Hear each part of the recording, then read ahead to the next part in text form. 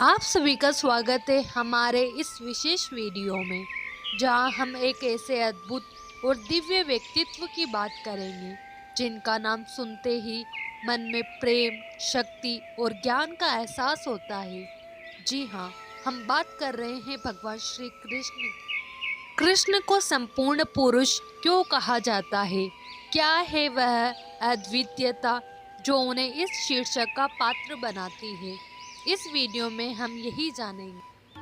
कृष्ण का जीवन न सिर्फ एक दिव्य कथा है, बल्कि हर पहलू में एक गहरी शिक्षा छिपी हुई है। उनके व्यक्तित्व का हर रूप, हर गुण और हर कार्य हमें जीवन को समझने और जीने का तरीका सिखाता है।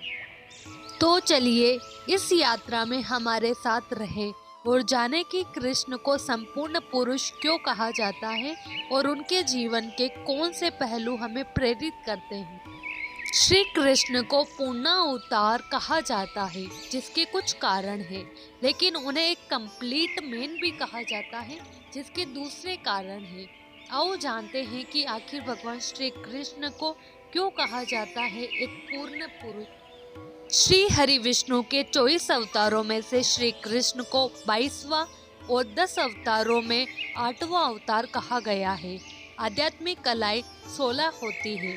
पत्थर, पेड़ 1 से 2 कला के प्राणी हैं। पशु पक्षी में 2 से 4 कलाएं होती हैं।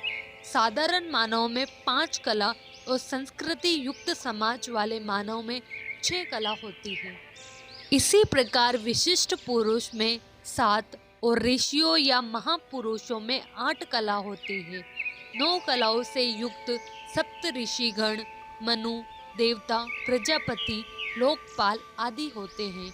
इसके बाद 10 और 10 से अधिक कलाओं की अभिव्यक्ति केवल भगवान के अवतारों में ही अभिव्यक्ति, जैसे वराह, नरसिंह, कूर्म, मत्स्य और वामन अवतार। उनको आवेश अवतार भी कहते हैं। उनमें प्राय 10 से 11 कलाओं का आविर्भाव होता है। परशुराम को भी भगवान का आवेश अवतार कहा गया है। भगवान राम 12 कलाओं में से तो भगवान श्री कृष्ण सभी 16 कलाओं से युक्त है। यह चेतना का सर्वोच्च स्तर होता है। इसलिए प्रभु श्री कृष्ण जग के नाथ, जगन्नाथ और जग के गुरु, जगत गुरु कहलाते हैं। इसलिए उन्हें पूर्णावतार कहते हैं। पूर्ण पुरुष एक व्यक्ति अपने जीवन में कुछ एक विषय में खास बन सकता है, जैसे वह एक श्रेष्ठ पिता, भाई या पति बन सकता है। बाहर वह एक श्रेष्ठ मित्र, संगीतकार या चित्रकार बन सकता है, लेकिन आप उससे सभी कुछ बनने की आशा नहीं कर सकते। लेकिन धरती पर श्री कृष्ण एकमात्र ऐसे व्यक्ति है जो सभी कुछ है। उनमें शिव, परशुराम, राम, बुद्ध सहित रुक्मणी और राधा भी विद्यमान है। वे भक्त भी है और भगवान भी। उनके 1000 चरित्र है।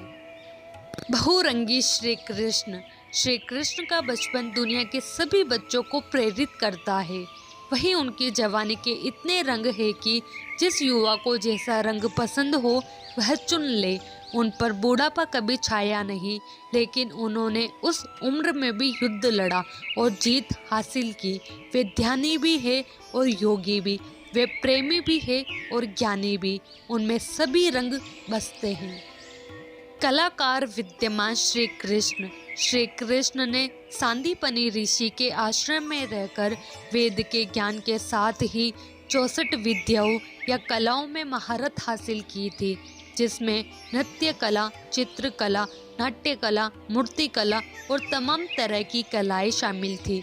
विद्याओं में धनुर्विद्या, अस्त्र विद्या, पराविद्या आदि। श्रेष्ठ मित्र भगवान श्री कृष्ण के हजारों सखा या कहे कि मित्र थे। श्री कृष्ण के सखा सुदामा, श्रीदामा, मधुमंगल, सुबाहु, सुबल, भद्र, सुभद्र, मणिभद्र, भोज, तोक कृष्ण, विरुथप, मधुकंड, विशाल, रसाल, मरकंद, सदानंद, चंद्रहास, बकुल, शारद, बुद्धि प्रकाश, अर्जुन आदि थे। श्री कृष्ण की सखियां भी हजारों थी। राधा, ललिता आदि सहित कृष्ण की 8 सखियां प्रमुख थी। जहां उन्होंने राजपुत्र अर्जुन से मित्रता का रिश्ता निभाया, वहीं उन्होंने गरीब ब्राह्मण पुत्र सुदामा से भी अपने रिश्तों को जग जाहिर किया। श्रेष्ठ प्रेमी।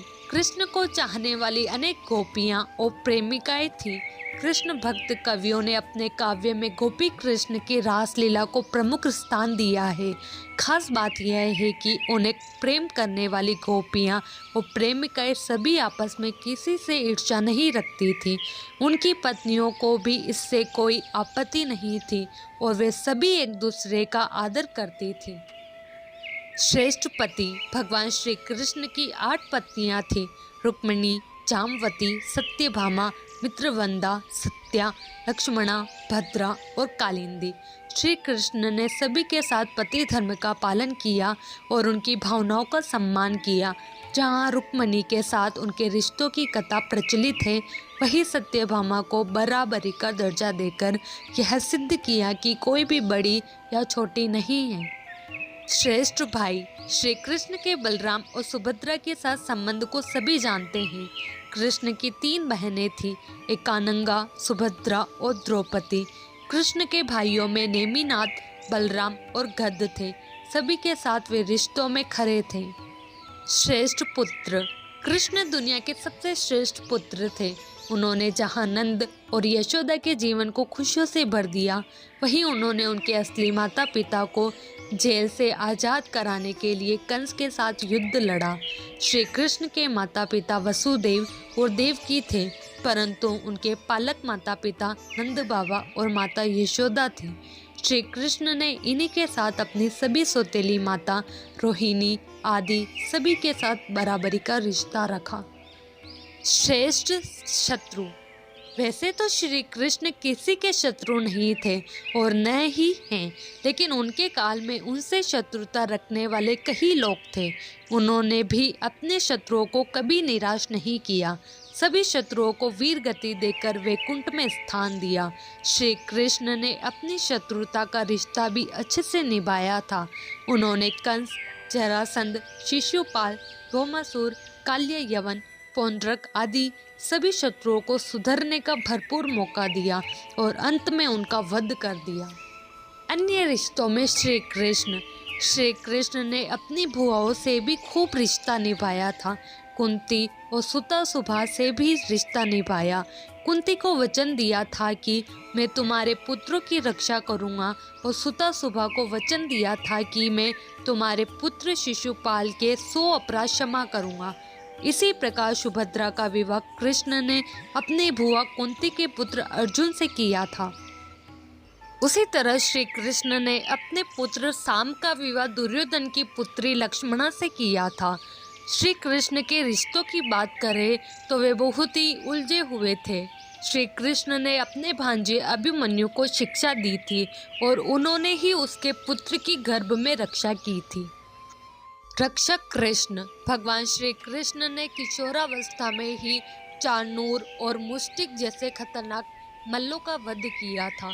साथ ही उन्होंने इंद्र के प्रकोप के चलते जब वृंदावन आदि ब्रज क्षेत्र में जल प्रलय हो चली थी, तब गोवर्धन पर्वत अपनी उंगली पर उठाकर सभी ग्रामवासियों की रक्षा की थी। उन्होंने द्रौपदी की रक्षा की और भौमासुर की कैद से 16,000 महिलाओं को मुक्त कराया। श्री कृष्ण ने अपने जीवन काल में अपने उन सभी भक्तों की रक्षा की जिन्होंने उन्हें पुकारा। श्रेष्ठ शिष्य। भगवान श्री कृष्ण के गुरु सांदीपनी थे। उनका आश्रम अवंतिका में था। कहते हैं कि उन्होंने जैन धर्म के 22वें तीर्थकर नेमिनाथ जी से भी ज्ञान ग्रहण किया था। श्री कृष्ण गुरु दीक्षा में सांदीपनी के मृत पुत्र को यमराज से मुक्ति कराकर ले आए थे। श्री कृष्ण ने महिषी गर्ग, घोर, अंगीरस, वेद व्यास और परशुराम से भी बहुत कुछ सीखा। श्रेष्ठ गुरु। श्री कृष्ण ने कई लोगों को शिक्षा दी। उनमें से 5 पांडव और उद्धव का नाम प्रमुखता से लिया जाता है। उन्होंने द्रौपदी, राधा और कई गोपिकाओं को भी गुरु बनकर भक्ति मार्ग की शिक्षा दी थी। महान संदेश वाहक। श्री कृष्ण ने युद्ध के मैदान में खड़े होकर दुनिया को गीता का संदेश दिया। भगवत गीता कृष्ण और अर्जुन का संवाद है, जो ग्रंथ आज भी पूरे विश्व में लोकप्रिय है। इस उपदेश के लिए कृष्ण को जगत गुरु का सम्मान भी दिया जाता है। वर्तमान में श्रीमद् भगवत गीता पर जितनी टीकाएं और व्याख्याएं दुनिया में मौजूद हैं, उतनी दूसरे किसी ग्रंथ की नहीं है। महायोगी श्री कृष्ण को योगेश्वर कृष्ण कहते हैं। उन्होंने गीता के माध्यम से योग, कर्म, ज्ञान, भक्ति, सांख्य आदि की शिक्षा दी।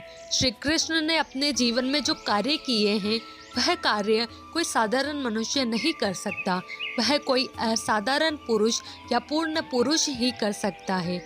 उनके द्वारा दिए गए कार्यों के चलते ही उन्हें एक कंप्लीट मैन कहा जाता है। महान नीतिज्ञ, राजनीतिज्ञ और योद्धा। श्री कृष्ण की युद्ध नीति महाभारत के युद्ध में ही नहीं, जरासंध के साथ जितने भी बार युद्ध लड़ा, वो सभी में प्रकट होती है। वे कुशल योद्धा, राजनीतिज्ञ और कूटनीतिज्ञ थे। तो अब हमने देखा कि श्री कृष्ण को संपूर्ण पुरुष क्यों कहा जाता है। भगवान श्री कृष्ण का व्यक्तित्व हर दृष्टिकोण से अद्वितीय है। वे एक तरफ भगवान है तो दूसरी तरफ एक प्रेमी, मित्र, गुरु और सखा भी। उनकी हर एक लीला, हर एक वचन और उनका जीवन हमें जीवन के उच्चतम आदर्शों की ओर मार्गदर्शन करता है। श्री कृष्ण के इस संपूर्ण रूप को समझने का अर्थ है जीवन को सही दिशा में जीना, अपने कर्मों में संतुलन लाना और सच्चे प्रेम और भक्ति का अनुभव करना। तो अगली बार जब आप श्री कृष्ण के बारे में सोचें तो याद रखें कि वे केवल एक भगवान नहीं, बल्कि एक संपूर्ण पुरुष हैं, जिसमें सृष्टि के सभी गुण और शक्तियाँ समाहित हैं। धन्यवाद। और इस वीडियो को देखने के लिए आपका आभार। अगर आपको यह जानकारी पसंद आई हो तो कृपया लाइक और सब्सक्राइब जरूर करें।